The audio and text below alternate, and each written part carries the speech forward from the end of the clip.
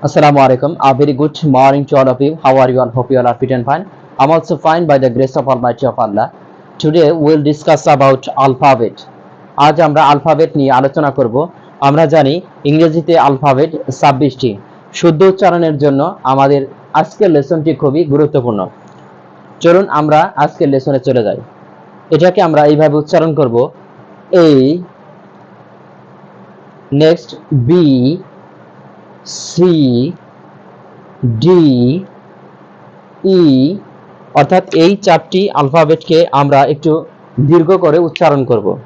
এরপরে এটাকে আমরা আগে এফ বলতাম, এটা এফ হবে না, এটা হবে F. G, H, I, J, K, L, M, N, O,